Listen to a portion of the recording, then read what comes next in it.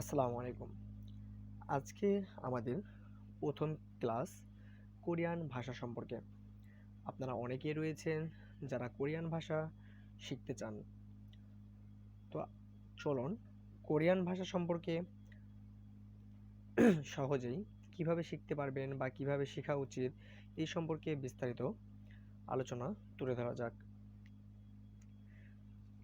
তার আগে আমরা অর্থাৎ কোরিয়ান শিক্ষা গ্রহণ করার আগে আমরা কোরিয়ান সম্পর্কে সংক্ষিপ্ত কিছু কথা জেনে নিই। তো চলুন জেনে নেওয়া যাক। দক্ষিণ কোরিয়াকে ইংরেজিতে বলা হয় রিপাবলিক অফ কোরিয়া। কোরিয়ান ভাষা যাকে আহাঙ্গুক বলে, অর্থাৎ কোরিয়ান ভাষায় এটাকে আহাঙ্গুক বলা হয়। আমরা জানি কোরিয়া দুই ভাগে বিভক্ত, দক্ষিণ কোরিয়া এবং উত্তর কোরিয়া। এটা মোট 2,21,000 বর্গ কিলোমিটার, অর্থাৎ এর আয়তন।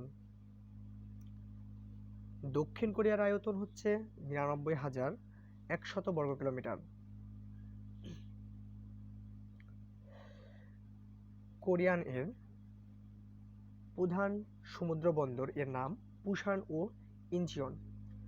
আমরা যেহেতু কোরিয়ান ভাষা শিখছি, সুতরাং কোরিয়ান ভাষা সম্পর্কে কিছুটা হলেও জানা উচিত। কোরিয়ান ভাষাকে হাঙ্গুগ অ বলা হয়। কোরিয়ান বর্ণ বা অ্যালফাবেট আবিষ্কার হয় 500 বছরের অধিক কাল আগে। 1443 খ্রিস্টাব্দে কিং সেজন কোরিয়ান বর্ণের প্রচলন করেন। কোরিয়ান বর্ণের প্রচলনের পূর্বে কোরিয়ান জনগণ চাইনিজ বর্ণ ব্যবহার করত, যাকে হানজা বলা হয়। তো আমরা এখানে জানলাম কোরিয়ান বর্ণের প্রচলন করেন কিং সেজন 1443 খ্রিস্টাব্দে। তো চলুন, আরেকটু কথা রয়েছে, কিং সেজং একজন প্রভাবশালী রাজা ছিলেন।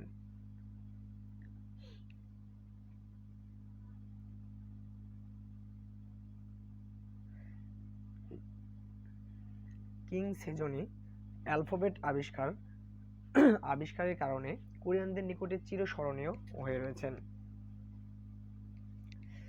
তো চলুন এবার আমরা জেনে নিই কোরিয়ান ভাষা সম্পর্কে, অর্থাৎ কোরিয়ান ভাষা কিভাবে শিখব অথবা কিভাবে প্রথম থেকে শুরু করা যায় সেই সম্পর্কে কিছু তথ্য।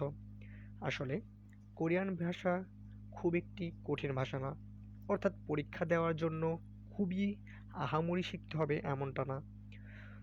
তো চলুন আমাদের প্রথম ক্লাসটি শুরু করা যাক।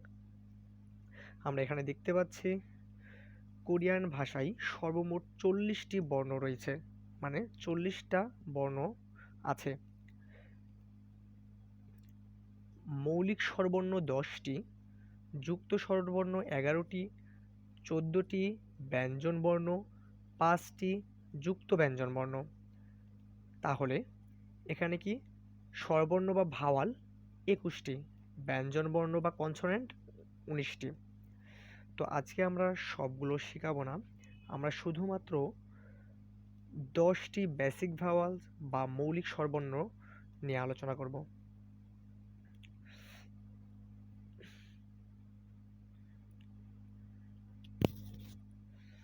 তো চলুন এই 10টি মৌলিক স্বরবর্ণ সম্পর্কে জেনে নেওয়া যাক।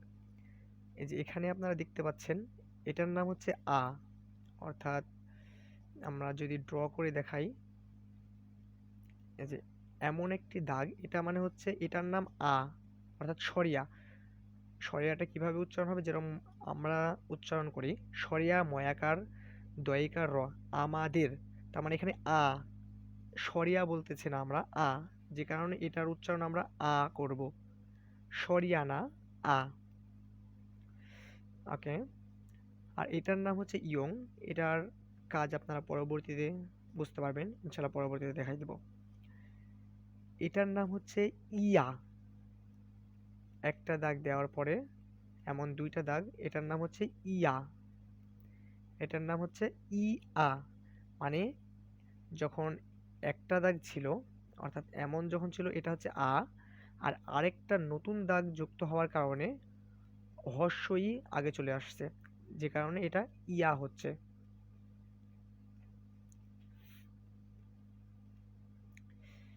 এটা হচ্ছে অ। বাম পাশে যদি দাগ হয় একটা, তাহলে এটার নাম অ।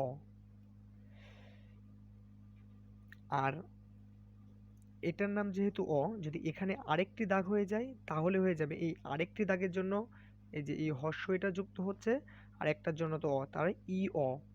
অথবা আপনারা ই অ এটাও পড়তে পারেন, সমস্যা নাই। যদি একটা উপরে দাগ আর একটা নিচেরটা যদি বড় থাকে, উপরটা যদি ছোট থাকে, সেক্ষেত্রে এটার উচ্চারণ হবে ও। যদি দুইটা থাকে তাহলে প্রথমে এটার নাম ও, কিন্তু যখনই আমি আরেকটা দাগ দিয়ে দিচ্ছি তখন এটা এটার জন্য হর্ষ ই আর এটার জন্য ও, তাহলে ই ও।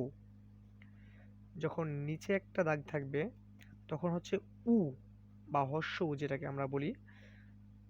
তো এখানে একটার জন্য যদি উ হয়, তাহলে যদি আরেকটা আমি দাগ দিই তাহলে এটার জন্য ই উ, মানে এই একটা দাগের জন্য হর্ষ ই আর এই একটা দাগের জন্য ও, এই যে আমরা দেখতে পাচ্ছি।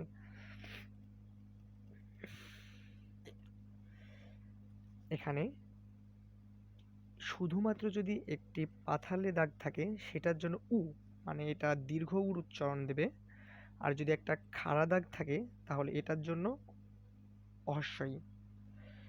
আশা করি আপনারা বুঝতে পারছেন যে কোন উচ্চারণটা কিভাবে করতে হয়, অথবা কিসের জন্য উচ্চারণে চেঞ্জ হতে পারে। তো চলুন আরেকবার দেখা যাওয়া যাক। যদি একটা দাগ থাকে আর যদি দাগ পাশে টান থাকে তাহলে এটার নাম আ বা সরিয়া। যদি দুইটা দাগ থাকে এমনভাবে, এই একটার জন্য হর্ষই আর একটার জন্য প্রথমে এমন থাকার জন্য আ, যে কারণে ই আ, হর্ষইটা আগে চলে আসছে, এটা হচ্ছে অ। আর এখানে অ আছে কিন্তু দুইটা দাগ থাকার জন্য একটার জন্য হর্ষই আসছে আর একটার জন্য অ আসছে, তাহলে ই অ। আর এটার জন্য ও, এটা ও, কিন্তু এখানে যখন দুইটা দাগ হচ্ছে একটার জন্য হর্ষই চলে আসছে আর একটা ও, তার মানে ই ও। এটা উ বা হর্ষ উ।